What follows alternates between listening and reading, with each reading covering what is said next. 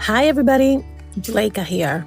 You probably know me as the executive producer on this show, but I wanted to tell you something really cool. Last summer, we launched podcastingseriously.com. It's our very own online learning platform all about podcasting.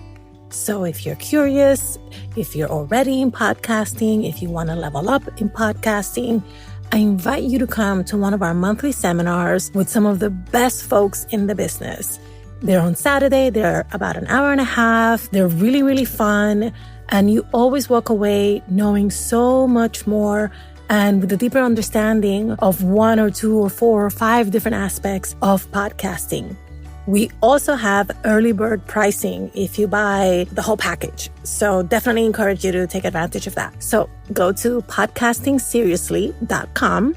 I would spell it, but that's really, really long. Podcasting plus seriously plus.com. You got this. Hopefully I'll see you at the next session. Bye.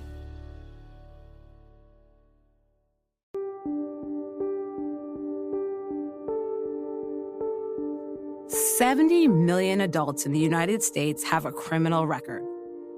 This is season 2 of 70 Million, an open source podcast about how people, neighborhoods, counties, and cities are breaking cycles of incarceration, starting with the local jail. I'm your host, Mitzi Miller. So I got to experience the uncomfortability of just being stuffed in a cage and all. That was real scary. We're keeping people down there with rats, roaches, they got black mold, and we spend $16 million on it every year. We eliminated cash bail bonds in the city of Atlanta. There is no one who's been incarcerated, including myself, who has been helped by incarceration.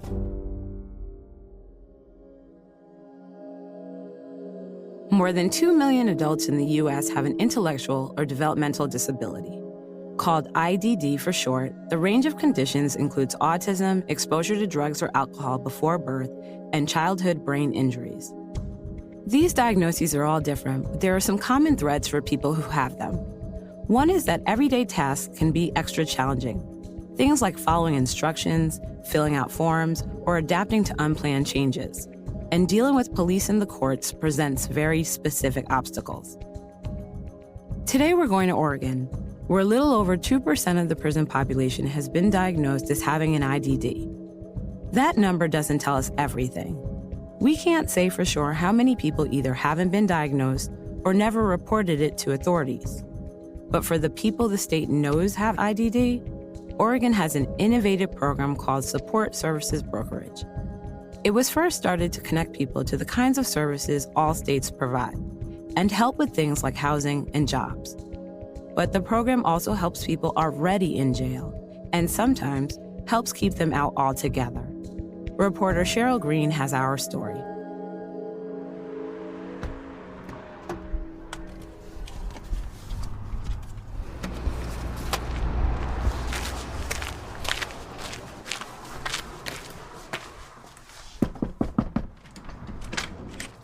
I meet 40-year-old Patricia Kennedy on a sunny spring morning. She lives in a small mobile home park in Roseburg, Oregon. I'm here with her case manager, Robin Reedy, who's happy to come out to Patricia's place instead of meeting in the office. Not really a good morning. Oh. It's been a terrible night. No. Robin wraps Patricia in a warm hug. Patricia has long blonde hair, meticulously styled. She wears a baggy sweatshirt and jeans and makeup that makes her eyes shimmer. Okay, so this is Cheryl. Hi, Cheryl. Come on in. Patricia. Nice to meet you. Inside, the dishwasher is running, but there are piles of laundry in the living room. Patricia's been too upset to get to it. Okay, so last night, Trevor... She tells Robin that she had an argument with the mobile home park manager the night before.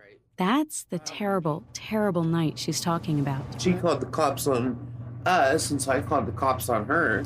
And later on, she tells Robin, she was still upset, so she called the police department again. She told the officer she couldn't reach any of her personal support workers, the people who would usually help in these situations, so she was calling him instead. She says she told him, I can't calm down. I can't. I've been trying to meditate and I can't even get out of my head. He told me to put on some jazz music. Put on some jazz music. Did you tell him wrong music? The police don't know Patricia as well as Robin does, so they don't know that she doesn't like jazz. but they field a lot of calls from people who don't have emergencies. And Patricia told us that putting on some music to relax was actually a pretty good suggestion. They helped me calm down last night a little bit.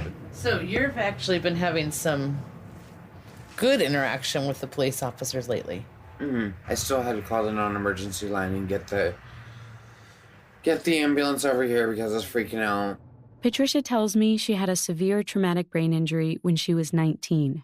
She's never been incarcerated, but she's had a lot of contact with police.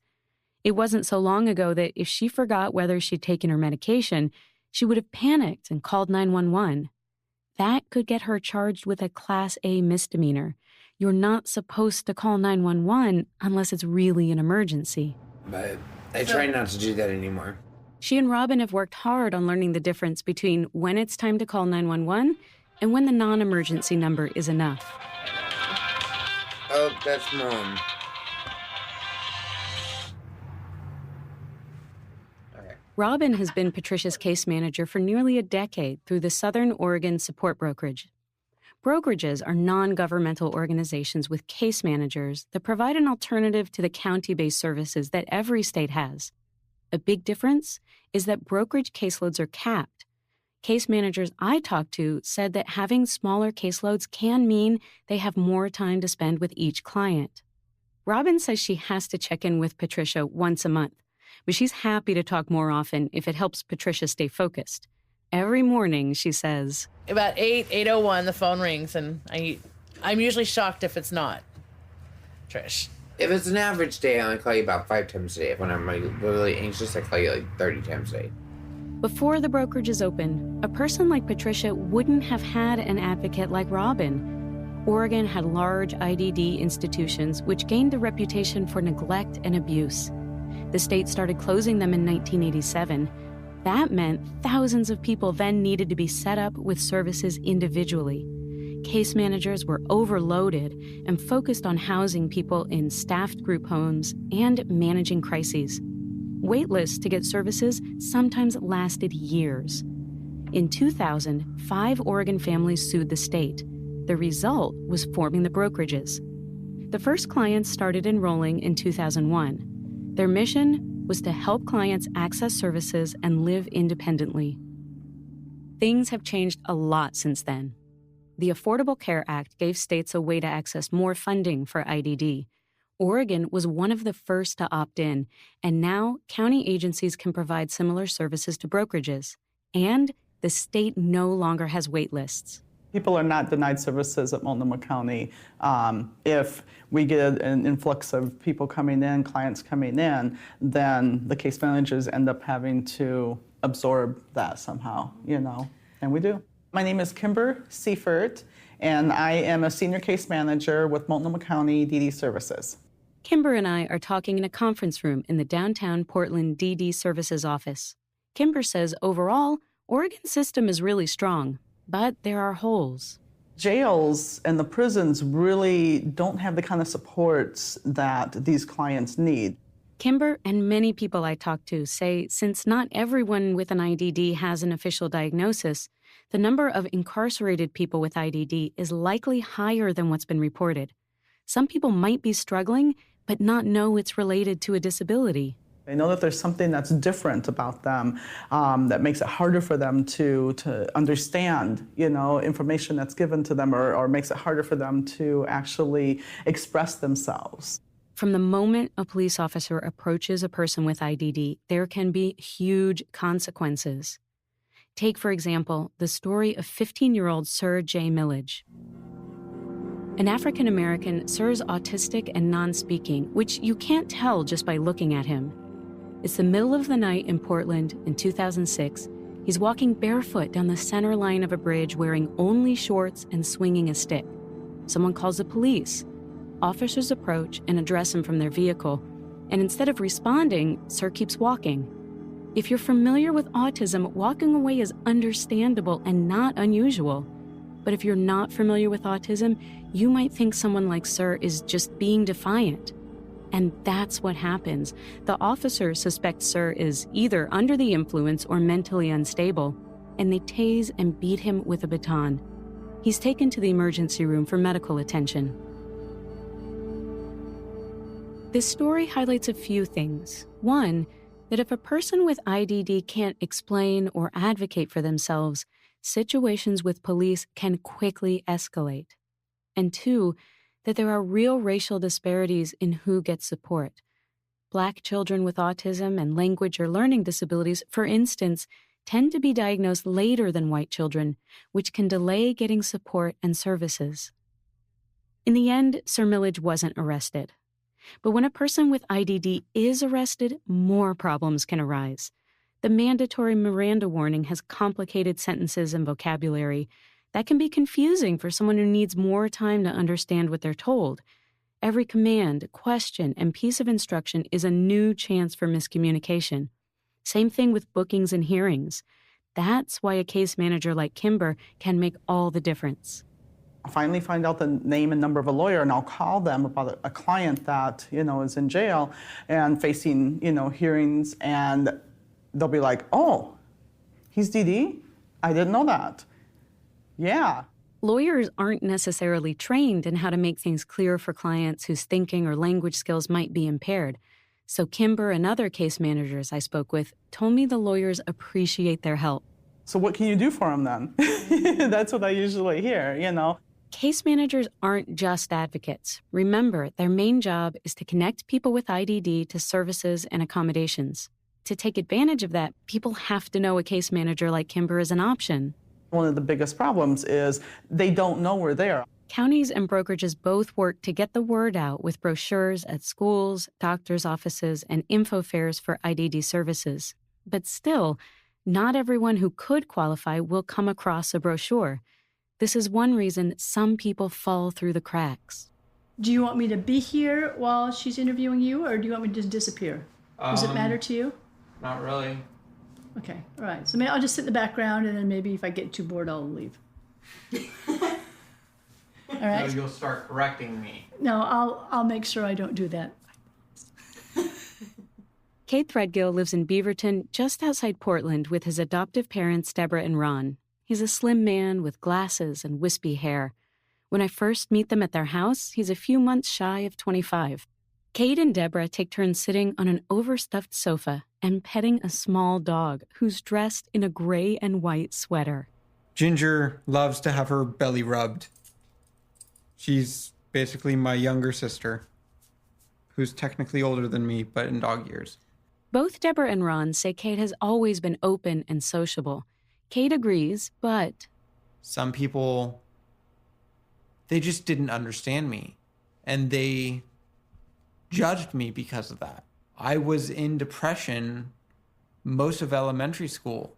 Cade's attentive and finishes his parents' sentences or corrects them if he feels they got a detail wrong. Deborah tells me how growing up, Cade received extra educational supports for reading and ADHD. But now he reads volumes. He reads everything. So that's kind of what, up until grade school, and then he... Don't forget you homeschooled me. And I homeschooled him because of the fact that he wasn't progressing in school. After homeschooling, he went back to public school, then alternative school and private school, and finally went for a GED. After that, he struggled to keep a job. I worked at Salvation Army for a little while, and I was at a donation pod. Some of the people that donated things would say, they would see my expression at the item that they would donate, and they were like, "Do you want this?" And I was like, "Yes." But he knew the Salvation Army would consider this stealing. Employees aren't supposed to take donations for themselves. I actually had to quit the job because he was worried about the consequences of taking donations. By the time he was 19, Cade had already been in counseling for many years. But around this time, he changed therapists. It was when we switched therapists and he interviewed Cade, and the second visit, he said, I think Cade has some threads of autism. Deborah says this is the first time anyone had suggested Cade might have a developmental disability. His parents took him for testing, and he was diagnosed with Asperger's, what's now just called autism spectrum disorder. Right away, Cade's diagnosis helped his family understand what they'd always called his quirkiness and why the educational services were never enough. revelations like this aren't uncommon. Kids with IDD can go undiagnosed, sometimes until adulthood, if people around them don't know what to look for. When we read about some of the social cues and things like that, we said, this is it. It's Asperger. So Cade's 19, had quit his job, gotten this new diagnosis, and like many teens, he's thinking about his independence. But his parents are worried about him being able to live on his own.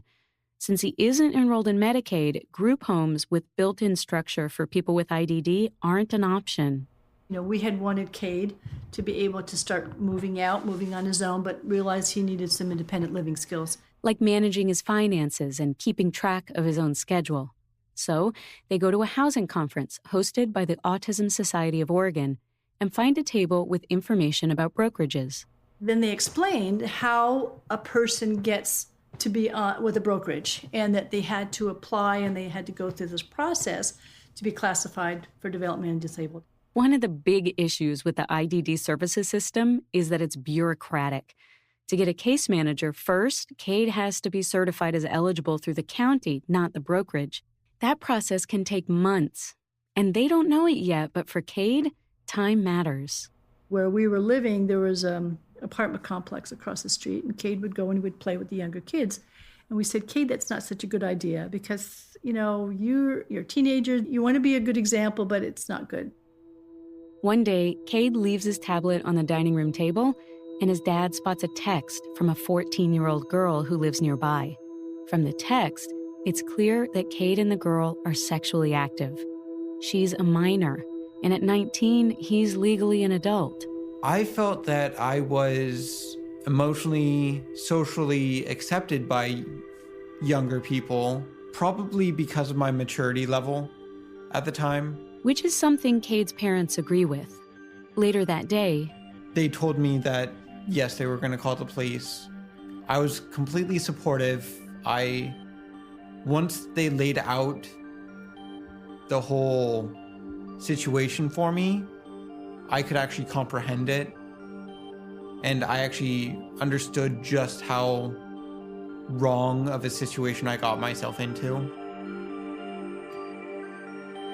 They give statements to the police and surrender Cade's tablet. Then, nothing.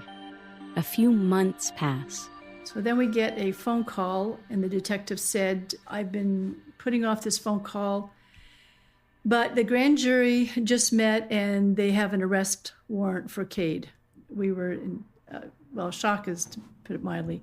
As Cade's dad, Ron, is leaving to drive Cade to the county jail, Deborah reminds him, I said, now please make sure that they know that he has Asperger's. Make sure they know he has Asperger's.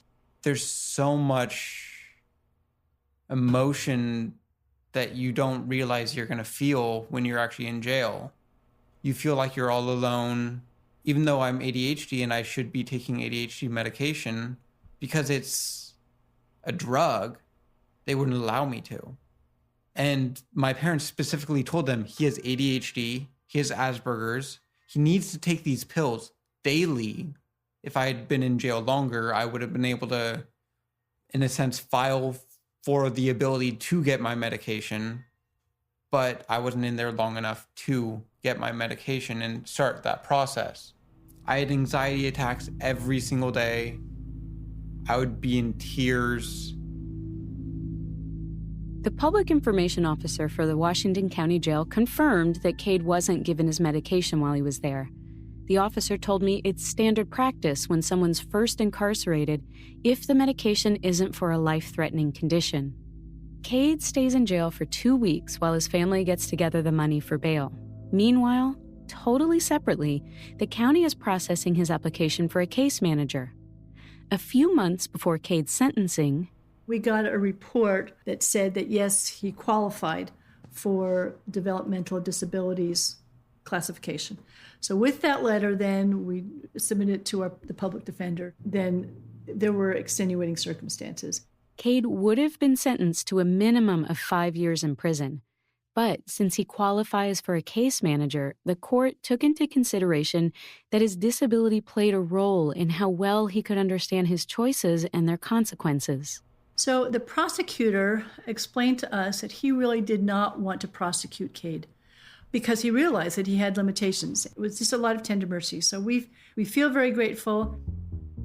The prosecutor declined an interview for this story, and Cade's public defender wasn't available. But I've listened to audio from all of his hearings. At sentencing, the public defender brought up Cade's disability and his extremely supportive parents. He and the prosecutor agreed ahead of the hearing to ask for probation instead of prison time.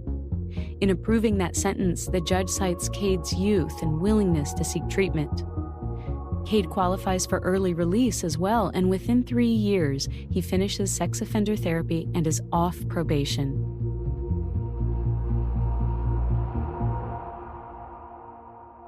It's been 4 years since Cade was in jail.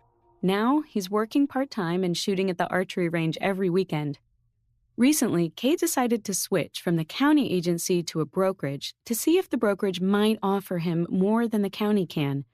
Because he doesn't get Medicaid, he can get check-ins with a case manager, but she can't connect him to any other services. One afternoon, a brokerage case manager named Erin Wilson comes over to meet with Cade's family. Hello, nice to meet you. Nice to meet you too. This is Ginger. This is our official greeter. Ginger, you don't need to be nervous. Any other pets? No, just her. I've wanted to get another pet. My mom and dad are just like, no. Well, we kind of think that Cade needs to take care of himself first. Once they settle in to talk, Erin focuses completely on Cade. She takes notes on his goals, struggles, skills, and interests. My knowledge and experience comes from my caseload. So if I haven't had to directly help someone find something, then it's just kind of talking with my colleagues and researching on my own too. Cade and his family are most interested in how Erin can help him prepare for a job. Only about a fifth of adults with IDD hold paid jobs, often in food service or other entry-level labor. Cade's applying to start an electrician's apprenticeship. Yes. I'm not worried about how physical it is. No. I'm worried about getting the interview and right passing the interview. So those are the things that we are looking at in terms of, do you have workshops on interviews? How do you interview? Deborah says Cade overthinks things. He could actually interview himself out of a job. Deborah and Ron don't want to be the ones to practice his interviewing skills with him. If I was as comfortable as I am with my parents, with the interviewer, I'd have no problem. He's actually done a few job interviews, but his court case still follows him. You know, he's been accepted, they sent him off to the lab work, and then they did the background check, and then they dismissed him, which was pretty discouraging because we were very upfront with everything. Annual surveys, called the National Core Indicators, suggest people in Oregon are pretty happy with their case management services overall. But a few bills are pending that could change things. 2 could expand brokerage services in different ways. But one recently passed that narrows who's eligible for case management. That means some people could actually lose what they have. Proposed federal changes to Medicaid could also affect funding. For now, county agency and brokerage representatives, self-advocates, and others across the state are doing outreach, testifying at the Capitol, and waiting. So I think what we know is that Cade will turn 25 in a couple of weeks. Yeah. And so... You think you know? Well, I always have to think. This is really the first opportunity that we've had to start exploring things that just wouldn't have come up on the horizon several years ago. Yeah. So we're pretty encouraged. But then Cade's birthday rolls around. The family gets so involved in party planning that they forget Cade's yearly window to re-register as a sex offender. On April 20th, Deborah's gardening when she realizes it's the last day he can go in. She drops everything and tells Cade to get to the police station. Cade rushes there, but they won't let him in to register. It's Saturday. They're not fully staffed. On Monday, Ron drives him back to the police station, and he's arrested on the spot. The failure to register is his 4th felony. But on May 2nd, Cade arrives at court, and the DA says they're not pursuing the case. Still, the arrest remains on his record.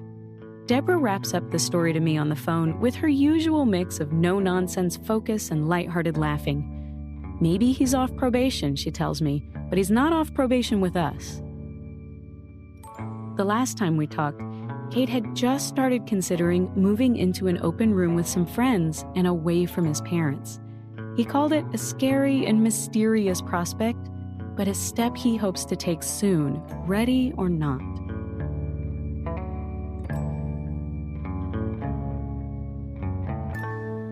Cheryl Green is based in Portland, Oregon.